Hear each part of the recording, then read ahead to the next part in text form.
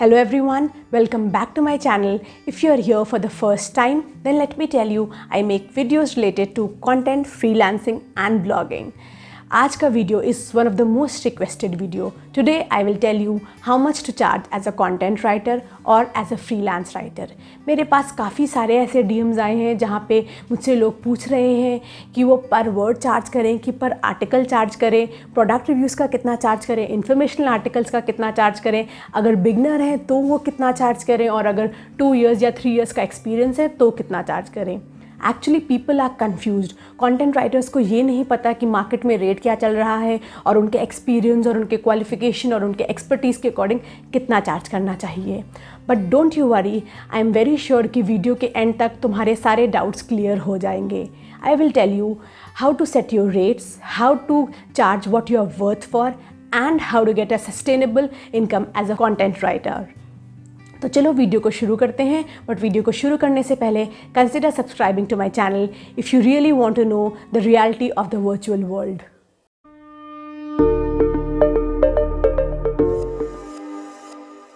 Before starting I want to tell you there is no fixed formula और there is no fixed rate कि तुम्हें इतने words पे इतना तो चार्ज करना ही चाहिए.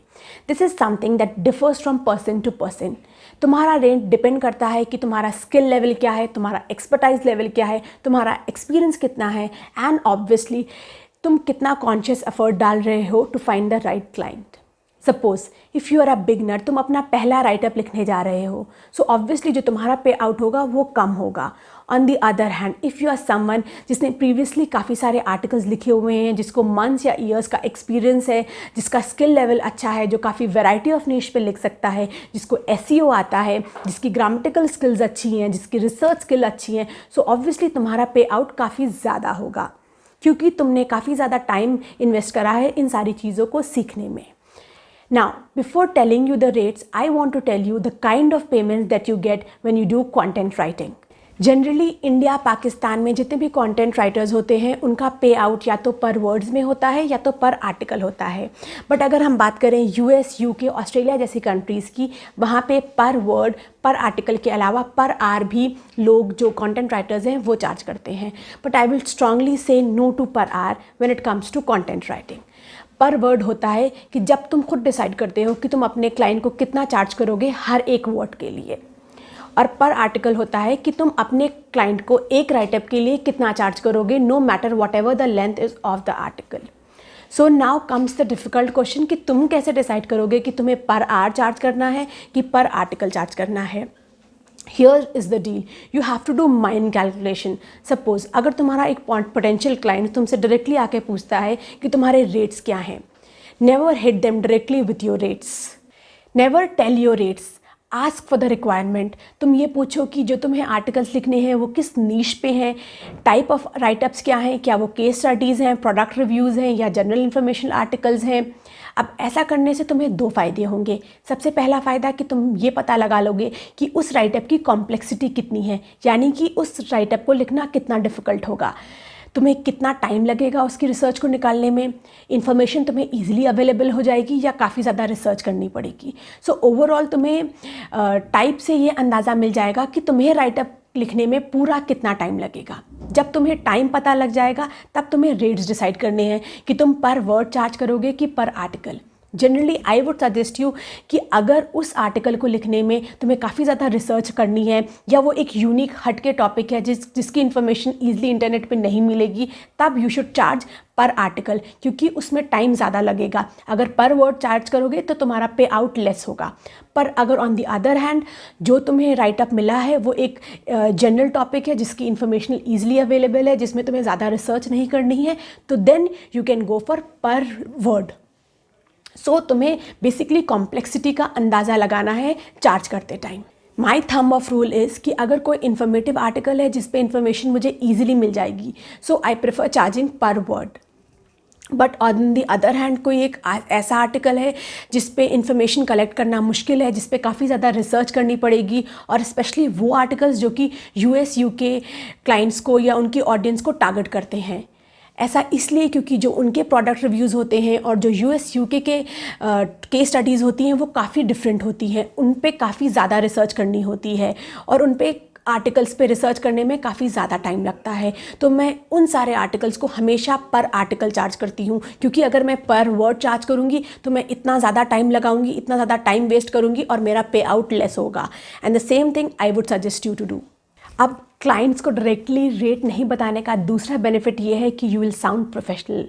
जो तुम्हारा क्लाइंट है उसको लगेगा कि you are someone who has sound knowledge of the market. तुम्हें पता है कि मार्केट में किस टाइप के राइटअप्स होते हैं और किस तरीके का रेट मार्केट में चल रहा है। This will definitely put a good impression.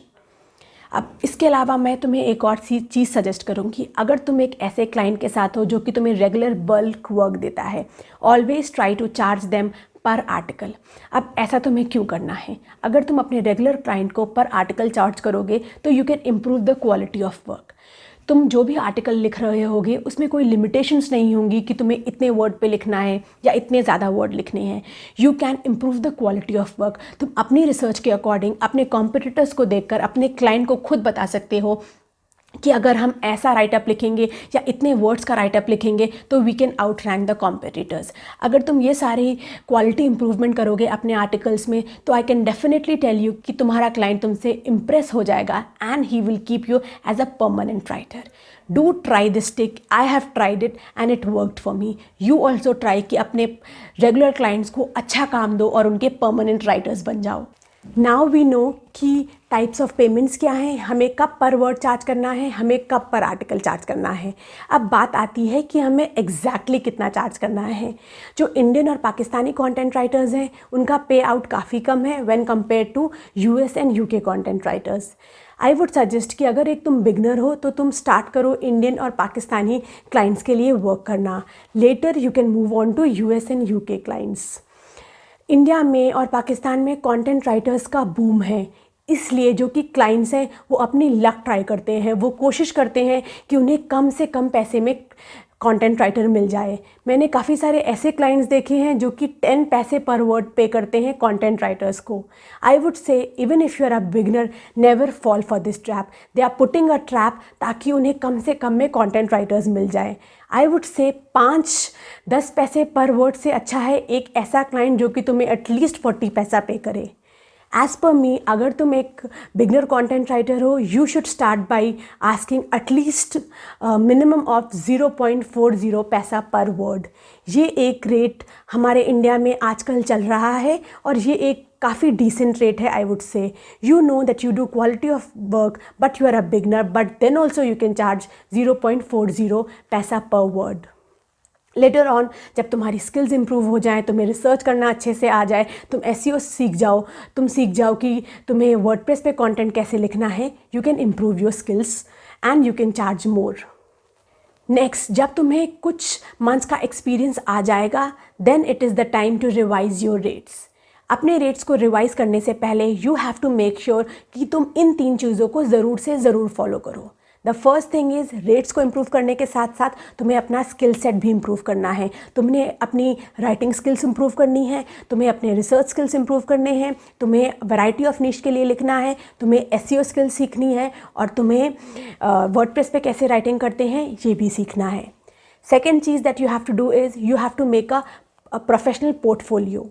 Portfolio कैसे बनाते हैं मैंने उसका ऑलरेडी एक वीडियो बनाया हुआ है, उस वीडियो का लिंक तुम्हें यहाँ आई बटन में मिल जाएगा। The third thing that you have to do is you have to approach the clients in a much more professional way. You should know the right strategies कि तुम्हें अच्छे clients और high paying clients कहाँ से मिलेंगे। अच्छे और high paying clients पाने का सबसे अच्छा तरीका है LinkedIn। मैंने एक ऑलरेडी वीडियो उस पर भी बनाया हुआ है कि how to find clients on LinkedIn. Prefer watching that video अगर तुम्हें हाई पेइंग क्लाइंट्स को सर्च करना है। अब अगर हम बात करें कि हमें अपना रेट कितना रिवाइज करना है तो आई वुड से अगर तुमने स्किल्स सीख ली हैं, तुम्हें एसईओ आ गया है, तुम्हें कंटेंट राइटिंग अच्छे से आ गई है, तुम्हारे राइटिंग स्किल्स इंप्रूव हो गए हैं, then you can charge your clients like 0.80 paisa पर वर्ड और इवन 1 रुपी पर वर्ड डिपेंडिंग तुम्हारा क्लाइंट कितने तुम्हें पे करता है। ये हार्श रियलिटी है इंडिया और पाकिस्तान की। इंडिया और पाकिस्तान में तुम्हें जितने भी क्लाइंट्स मिलेंगे, आई कैन गारंटी यू वो मैक्सिमम 1.5 पैसा पर वर्ड पे करेंगे, या 2 से 3 हज़ार वर्ड्स का मैक्सिमम वो तुम्हें 2000 रुपीज़ पे करेंगे। ये बात हो गई इंडियन क्लाइंट्स की। लेकिन अब ये ही टाइम होता है जब तुम्हें इम्प्रूव करना है और मूव करना है towards US and UK clients. इस टाइम पे अगर हम बात करें, अगर तुम US और UK क्लाइंट्स के लिए वर्क करते हो तो you can easily charge them $80 to $130 या $150 फॉर 2000 to 3000 वर्ड्स। अब अगेन ये काफ़ी मुश्किल होता है इस टाइप के क्लाइंट्स को ढूंढना, पर तुम्हारी स्ट्रैटेजीज़ अगर इम्प्रूव होंगी तो तुम्हें ईजिली ऐसे क्लाइंट्स मिल जाएंगे। इंडिया में अच्छे क्लाइंट्स और हाई पेइंग क्लाइंट्स मिलना काफ़ी मुश्किल है। इंडिया में तुम्हें मैक्सिमम 3000 वर्ड्स का, वो मैक्सिमम मैं बोल रही हूँ 2000 चार्ज करते हैं, या बहुत से बहुत 2500, उसके ऊपर इंडियन क्लाइंट्स तुम्हें कभी नहीं पे करेंगे। I can write it and give you. So हमारा टेक अवे ये है कि अगर हम एक बिगनर कंटेंट राइटर हैं तो हमें 0.40 पैसा पर वर्ड से स्टार्टिंग करनी है, और फिर 5 to 6 मंथ्स के एक्सपीरियंस के बाद हमें अपने रेज वापस से रिवाइज करने हैं, और तभी हमें US और UK क्लाइंट्स को भी टारगेट करना है। हम कोशिश ये करेंगे कि हम ऐसे क्लाइंट्स ढूंढें कि जो हमें 0.80 पैसा पर वर्ड दें, या एटलीस्ट 1 रुपी पर वर्ड पे करें। इसके अलावा एक बात और, तुम कोशिश करो कि तुम अपना एक गोल सेट कर लो कि तुम्हें मंथ में इतने राइटअप्स लिखने हैं, तुम्हें क्लाइंट्स को पाने की स्ट्रैटेजीज़ क्या हैं, तुम्हें कितने हाई पेइंग क्लाइंट्स चाहिए होंगे। जब तुम एक प्लान वे बना लोगे तो तुम्हें क्लाइंट ढूंढने में ज़्यादा आसानी होगी। Last but not the least, freelancing is a journey. इसमें तुम अपने स्किल सेट, अपने एक्सपीरियंस और अपने हार्डवर्क के साथ ही इम्प्रूव करोगे, तुम्हारी अर्निंग बढ़ेगी और तुम as a sustainable content writer इस मार्केट में एग्जिस्ट कर पाओगे। सो आई बिलीव तुम्हें ये मेरा वीडियो पसंद आया हो, और अगर पसंद आया हो तो do let me know in the comment section. Will meet you in my next one now.